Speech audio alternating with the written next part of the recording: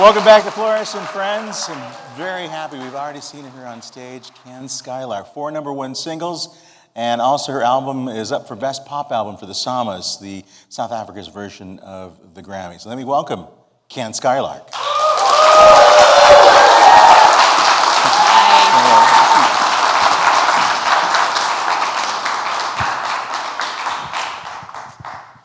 Wow, amazing voice you have. Thank you. Can.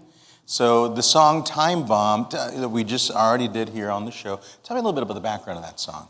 A while ago, I hooked up with my vocal coach down in South Africa back home, and she kind of just hooked me up with this amazing woman from LA.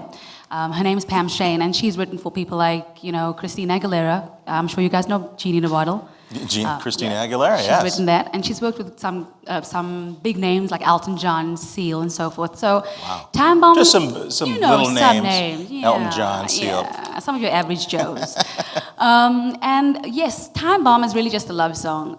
The lyrics are really simple, and it resonates with everybody. Everybody's been through love and hurt and disappointment, and I think that it's an amazing song. So yeah, it was written in LA, to be quite honest. Now, it's interesting, we're not too familiar with this rating from South Africa, where it's the highest rating of 4 stars in an audience compatibility study by an independent auditor. Pretty much a mouthful, but apparently this is something that hasn't happened in South Africa in 30 years. Can you explain a little bit about that, this rating system? Well, when we sent the music to this, compatibility study, we needed to gauge in terms of what could potentially be a hit and what could not, because you need professionals to actually take a listen to what you do, and because you could be you could be putting out music and nobody could take note at all, because it's like to you it might be really good, but would it be good for radio? Would it be good for TV? Would it be good for ads? You don't know. And we sent it off, and it came back with 4 stars, which is the highest rating achievable. And it received 4 stars, and it is the highest rating out of Africa in over 30 years. And it's still the highest rated song globally. That's awesome, yeah. So wonderful. So you're up for Best Pop Album in the Samas. Yeah. How does that make you feel? Oh my goodness. I am absolutely flattered. But elation doesn't even begin to describe how excited I am. As an independent artist, to be recognized on that platform, on that stature, is really just an amazing thing. And I'm blessed. I'm grateful, and I appreciate all of the fans that have voted for me, all of my supporters that have been so loyal. Because as an independent artist, as I said, you have to hustle even harder than those guys who are signed with labels. And I have been approached before, but because the deal wasn't kind of what I was happy with, I decided to just stay independent and learn about the music business and then decide from there. So for me to be nominated for a South African Music Award, it's really, really big. Yeah, congratulations. Wow. Prince even is with all those record companies and then went independent. So it's not a bad thing. It's not a bad thing, no. You just have to hustle harder. So you went ahead and you've been singing since 13, like in church, basically. Yeah. So that was kind of got you, were you doing gospel and stuff like that? Okay. Yeah, typical story, started in church. Yeah. So, wow. And so when did you start feeling very confident about music, singing yourself? Goodness, that story goes way back when. I didn't do music fresh out of high school. My dad was kind of against the whole thing. My father was, my late dad, he was a drummer, and he kind of just said, hell to the no. No daughter of mine is going to study anything regarding music, because he understood the pitfalls, and he understood the heartache that I'd probably face, and he also understood the hardships that I would be going through in the industry of music, because it's such a cutthroat industry. Yeah. And he kind of steered me into a different direction, and I went into graphic design. I studied and, got my papers and whatever, and I got qualified, and I ran a business. And singing was something that I kind of did on the side, as a part-time thing. And tribute shows are big back home where I come from. Okay. And eventually I found myself doing these tribute shows where you'd pop on a wig and you'd be Tina Turner for the night, or you'd pop on a wig and you'd be Britney Spears or whatever it is. And little to my knowledge, there was a studio owner / producer sitting in the audience one evening after I did a few of these shows, and he came up to me and he wanted to do an album. And I Googled this guy, and he was quite a big deal. And I couldn't believe it at the time, and I said, no, this ain't happening. This is not happening. This doesn't happen. No, this is not happening. And I turned him down so many times. And he was so persistent about it, and we recorded the first album. And I think that is kind of where I found my confidence to actually do this thing full time and to like put the best foot forward and actually just give it all that I have, because someone else besides my family and people close to me believed in my talent and my gift. And stage really started for me in church.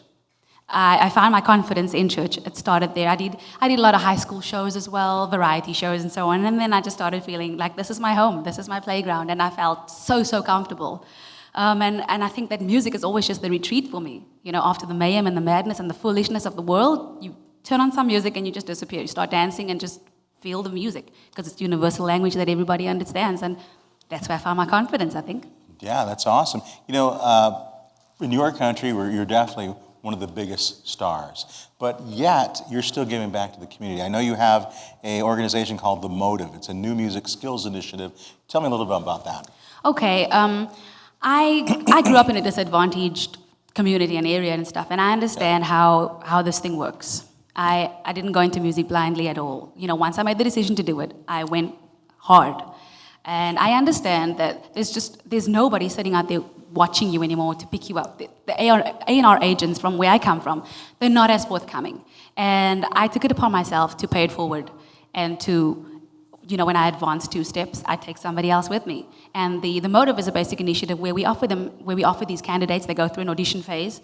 We offer them a 6-week workshop.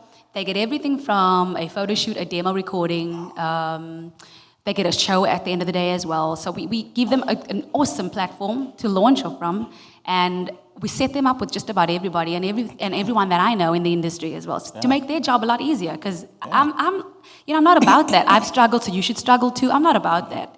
You know, so I've advanced 2 steps, and I want to take somebody else with me. And we teach them everything there is to know about the industry: how to get registered, how to protect yourself, how to get a musical lawyer on board, how to write music. You know, all those nitty-gritty things that people don't tell you. And that's what The Motive is really all about.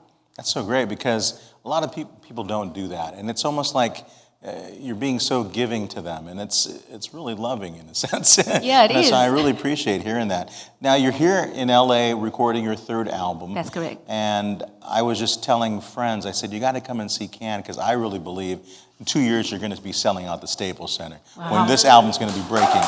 Yeah. Yay! I like the sound of that.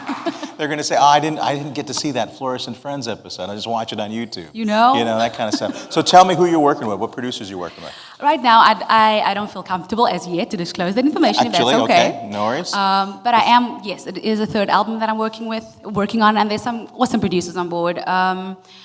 Yes, and I'm up in LA just wanting to do a pop album like I've done. Like the 2nd album has been you know, the genre that we kind of went with was pop.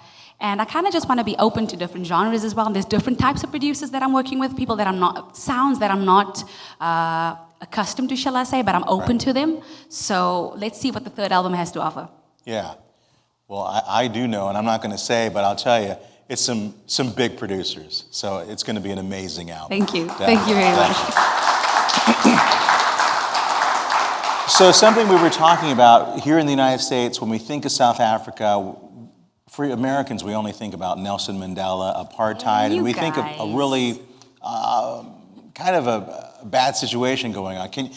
But you're telling me South Africa is a lot different, obviously, now. Can you tell us a little about, paint a picture for us, basically? Okay, look, South Africa, well, Africa overall is a beautiful, beautiful, beautiful continent. Guys, do yourselves a favor and just go down there. What you've been fed on the media is just like 2% of what South Africa is really all about, or even Africa. Politically, yes, we are a democratic nation since Nelson Mandela has been freed. So we have our rights, and we have our voice. So I'm sure really you're doing cool. better than us, because we only have Clinton and Trump to choose from. So yeah, it's all good. I'm not even going to go there now. We're supposed to be democratic, No, but I'm not sure. Yeah. Well, and Africa as a whole, like I said, it's a beautiful city. We are westernized. We have, infrastructure second to none. And Cape Town in particular, my hometown, is just the most beautiful city that you'd ever visit. So many people have told me that it's a combination of LA and Miami. So do yourselves a favor, save up your Voyager miles, guys, and take a trip down there. You're going to love it. You're not going to want to come home. Because I promise you, it's like a holiday destination. It's a tropical paradise. And, I love my hometown so much.